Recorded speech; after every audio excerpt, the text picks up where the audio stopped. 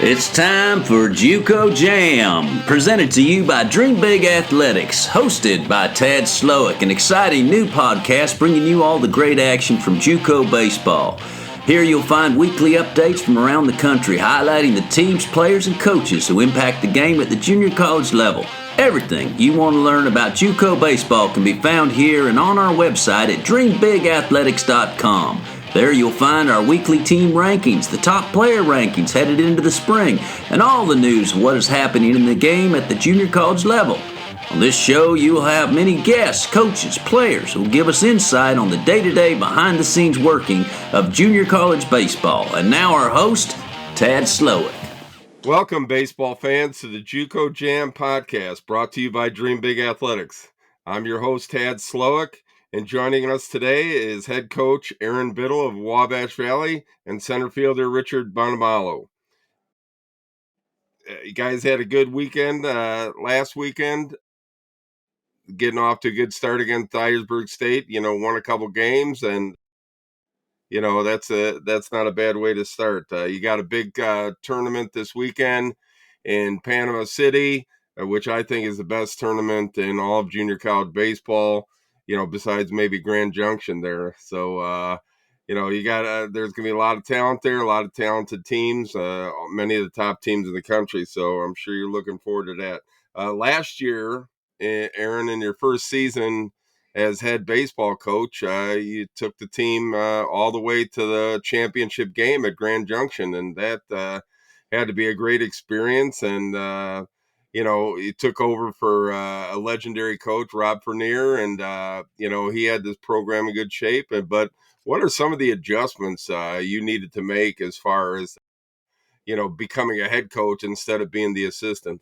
Yeah, for me, I think the biggest thing was just being the voice the guys heard all the time. I worked with the pitchers here. I've worked with the hitters here. I've worked with the catchers, and you're that larger voice in a small group. But just to be the main voice for the whole team, I think was the biggest adjustment, and just making sure that they're getting the right message and learning the game the right way, and being able to help everybody instead of just a small position group.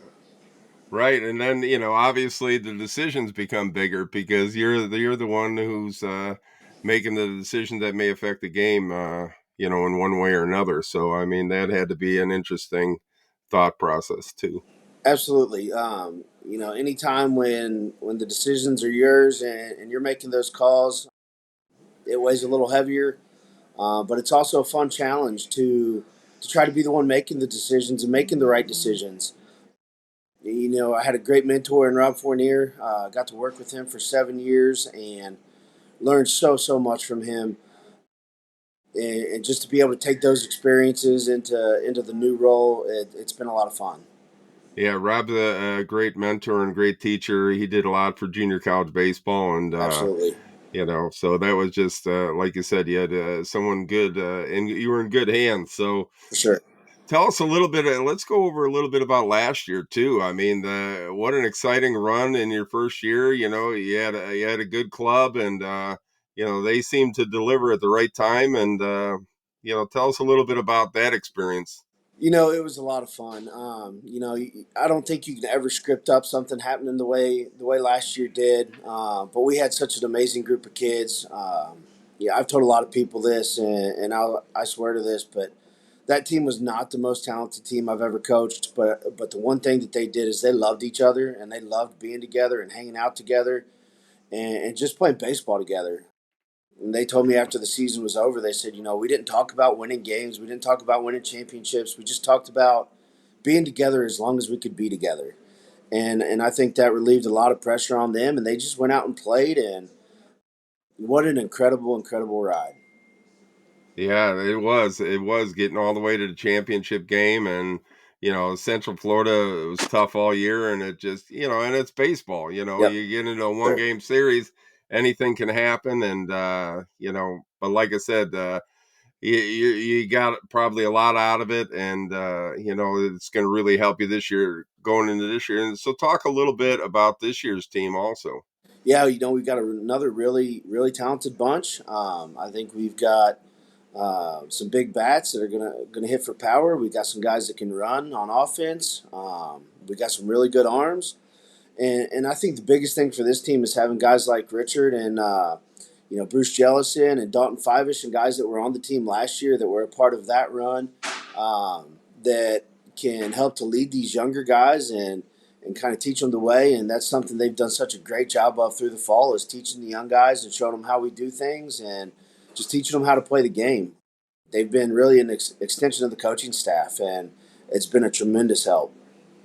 Well, Richard, you're one of the top players in junior college baseball this year. You committed to the University of Alabama. How was that experience for you last year? You had a great year last year, and how was that experience ahead of the Grand Junction last year? It was amazing.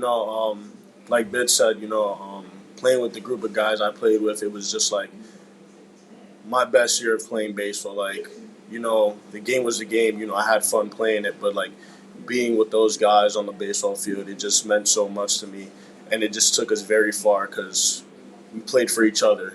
It was all about that. Well, that sounds like a great experience you had last year. And what was the biggest transition you found coming into college baseball out of high school? Out of high school, my biggest thing, I wanted to play college baseball at a high level, and I knew coming to Wabash Valley that was going to happen. So I kind of knew everybody there was going to be good, but I was just going to war. You got to be a dog to be able to, overcome that. Came to Wabash, just stuck to my routine, and I felt like I learned the most that I could learn at Wabash Valley. Like they taught me so much. Like, thank you, Bids. Like, you guys taught me so much, and I appreciate. Yeah, just playing at the college level just in itself, a tough transition, for any freshman. And then, to be surrounded by good people, that really probably helped you settle in a little bit, huh? Yep.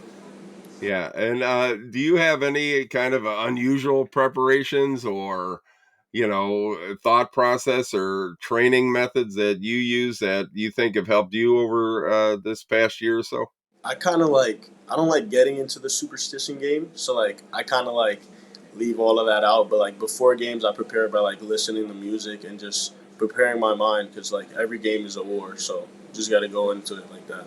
All right. So the big question is, what kind of music do you like? Oh my goodness. Coming to Wabash Valley, it's changed. I used to like being from the East Coast, like New York side. I used to listen to a lot of rap and R&B, but like coming to Wabash, I listen to country now. So it's like, yeah, I think country music is the way to go. I had the same thing. I was from Chicago and I went down south, even to Florida, and all those guys they flipped that channel right to the country music station all the time. So you had to learn to appreciate that a little bit. So it's good to have a wide range and, different things motivate you. And, it's great. What made you decide on Alabama as your final choice? What are some of the things that you thought about there? I would say, like, I mean, in the recruiting process, there was a lot of good colleges. I mean, it was just like what school could top it off on my checklist. So, I mean, Alabama, they came to me with their what they do there and how they do stuff, and I felt like it was Wabash Valley, but just in a Division 1 setting. So I was like, both are very similar. I love how they do things over here. The coaching staff over there at Alabama is awesome. Um, you know, Playing baseball there would be awesome as well. I think I have a really good chance of going there and excelling and getting better there too. So, I mean, it just came down to who I wanted to play for and, how I wanted to be coached. And Right. they Is met that expectations. Yeah, because that's the biggest thing. You got to be comfortable where you're going to play because you got all this blood, the sweat, the tears is from you, not anybody else or anybody else's thoughts. I mean, that's why it sounds like you made a good choice there. SEC, high level ball like you wanted and everything. So I think you'll do well and meet the challenges. This weekend, headed to Panama City, Coach. Tell us a little bit about the journey down there and just the whole experience. You guys were down there last year, Yep. and just about the whole experience about traveling with the team and things like that. Yesterday was a little bit of a mess. We got on the road yesterday and we hit traffic in Nashville and sat in traffic for about 2 hours and turned a 9 hour drive into about 11. But yeah, you hate sitting in a bus and being on the road, but it's fun when you got these young guys around. They goof off and they're singing like a bunch of clowns on the bus and having a good time, and they make it fun. The Being around these youthful kids that have so much energy, they make me feel young, and it's a lot of fun to be around. It's a great group of kids. Well, that's great. How about you, Richard? What are you looking forward to down there in Panama City besides a little better weather, maybe? I mean, yeah, the better weather was awesome, but you know, I'm excited to bring this team down and go to Panama City and be able to compete at a high level with good caliber teams. So I'm just excited to go and play baseball. I mean, play with my teammates.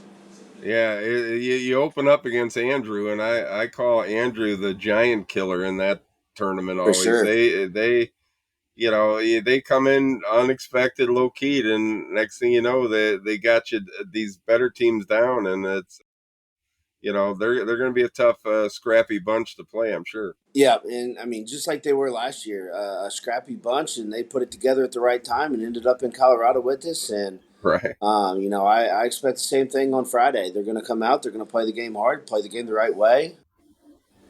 They're going to challenge us, and we're going to have to play the game right and not make mistakes and just play good, solid baseball. Yeah, you're right. I really enjoy what they do down there. Those kids play hard, definitely, no doubt For about that. sure. So anyway, what are some of the things, Aaron, that you kind of like about junior college baseball, and maybe what attracted you to it? I think the biggest thing for me, I was a JUCO kid coming out of high school. I went to St. Catherine's College, which was at the time was in Kentucky. They're closed down now, but I was a JUCO kid. My first full time coaching job was as a JUCO pitching coach at UT Brownsville, which is closed down now. You know, I love seeing these guys come in, and you get a guy like Richie who's under recruited, had a little bit of a chip on his shoulder, wanted to prove something to somebody, and seeing these guys excel and grow and reach their goals and move on to 4 year schools and bigger and better things. And I think that's what's most rewarding for me.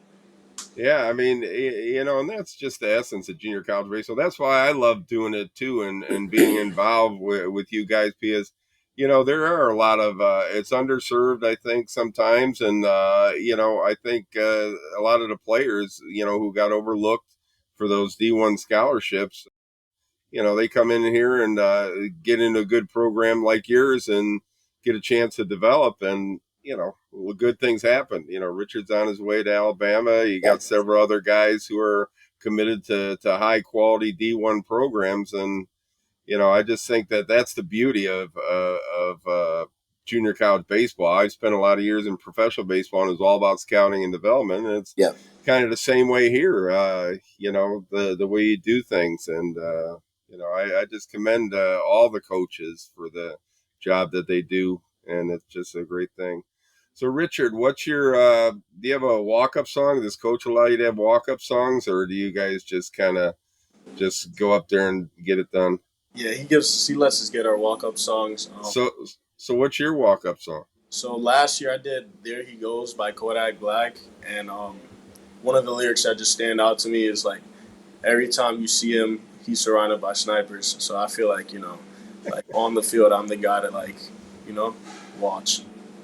Yeah, well, I mean, I could tell, just from talking to you, your success at this level, and you're going to be successful at the next level because you got that edge to you. You love the game, and I think that's the key ingredient with most players. They actually love being out there. It's not a chore for them. It's not work for them. It's they go out there and enjoy playing, but they got that edge, that competitive edge to them, and it just seems like that has carried you so far. Yep. So One thing I'll say about him, and he might not like me saying this, but He told me after last year that in the fall I put him in left field, and he said it pissed me off. And he said, and I decided that day that I was going to be your center fielder, and I was going to make you put me in center field. And he does. He's got that edge. Like, you put him in a spot he doesn't want to be in, he takes that as a challenge, and he's going to rise above that, and it's a lot of fun to watch. Yeah, that had to be, and like I said, Richard, credit to you, just not worrying about it. Some guys go the other way too. They get down and say, "Oh, he put me in left field." They start feeling sorry for himself, but you can't in this game because no one feels sorry for you. So you have Absolutely. to take it upon yourself to get things done. So it's great. So anything else you guys want to mention before you head down there to Florida, or about your Rich, season, or you guys um, kind of go ahead? we're just excited to get going. We got a really tough schedule these first 4 5 weeks, and we're just Yeah. ready to get after it and play baseball and kind of stack up against some of these really good teams to see where we're at and where we got to get better. Yeah, I mean that's the beauty, and that's what I love about junior college baseball too. Is everybody, all the good teams look to play each other For right sure. away. They're not trying to say, well, we'll try to build up our record and then then go play someone tough. That, and as a coach, obviously you mentioned it. That's the only way you find out really what you have and what you need to fix and Absolutely. adjustments you need to make. I just out in Las Vegas this past weekend saw San Jack, who's going to be your opponent coming up here, and Yep. they're loaded again, and just so much talent in junior college baseball that you got to be on your toes all the time. So For sure. it's great. Well, anyway, thanks for joining me this morning, and I wish you guys all the best, and Wabash Valley is one of the perennial powers, and I'm sure you guys are going to make sure that happens again this year, and hopefully you could have that return trip, and I'm sure you both want to finish the job this time and get Absolutely. get that done. So thanks for joining us on the JUCO Jam podcast this morning, and I wish you guys all the best. So you guys Thank have a you. great Thank you day. so much. Appreciate it. All right, have a good one. Good luck on your trip. Thanks. I'll see you down there actually, so All right. it'll Cool. be good. I'll see you guys down there. All right. Take See care. you. Bye. Bye. You've been listening to JUCO Jam. For all your junior college needs, go to dreambigathletics.com and make sure to tune in to next week's episode of JUCO Jam.